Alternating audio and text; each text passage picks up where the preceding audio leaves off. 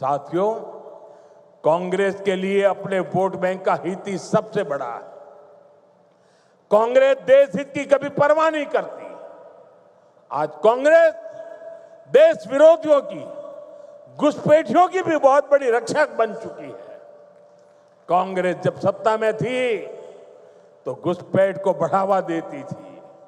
और कांग्रेस चाहती है कि इस घुसपैठिए हमेशा के लिए भारत में ही बस जाए और भारत का भविष्य घुसपैठिए तय करे।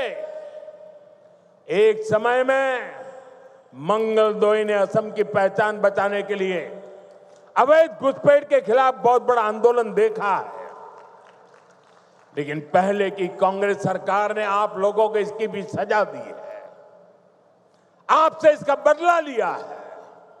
कांग्रेस ने यहां जमीन पर अवैध कब्जे होने दिए, हमारे आस्था के स्थानों पर हमारे किसानों के, आदिवासियों के हक की जमीन पर डाका डाला। बीजेपी एनडीए सरकार बनने के बाद अब उन स्थितियों को बदला जा रहा है। यहां के अवैध कब्जों को हटाया जा रहा है।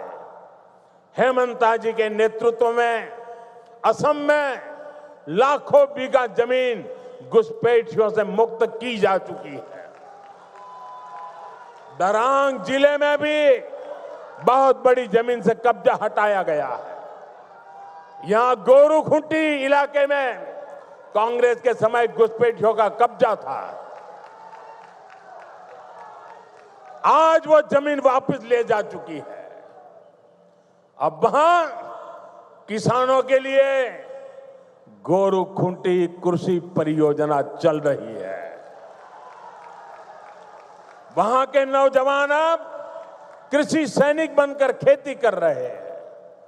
सरसों, मक्का, उड़द, तिल, कद्दू सब कुछ वहीं उग रहा है। यानी जो जमीन कभी घुसपैठियों के कब्जे में थी, आज वही जमीन असम के कृषि विकास का नया केंद्र बन गई है।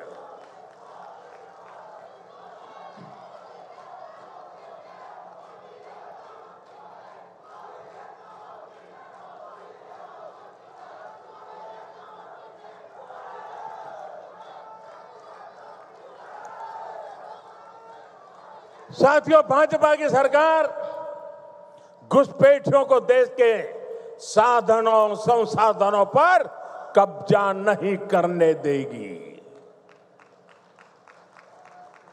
भारत के किसानों, भारत के नौजवानों, हमारे आदिवासियों का हक हम किसी को नहीं छीनने देंगे।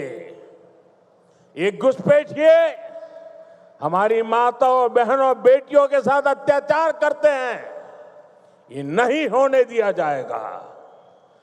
घुसपैठियों के माध्यम से बॉर्डर के इलाकों में डेमोग्राफी बदलने की साजिशें चल रही है। ये राष्ट्रीय सुरक्षा के लिए बहुत बड़ा खतरा है। इसलिए अब देश में एक डेमोग्राफी मिशन शुरू किया जा रहा है। भाजपा का लक्ष्य है घुसपैठियों से देश को बचाएंगे, घुसपैठियों से देश को मुक्ति दिलाएंगे।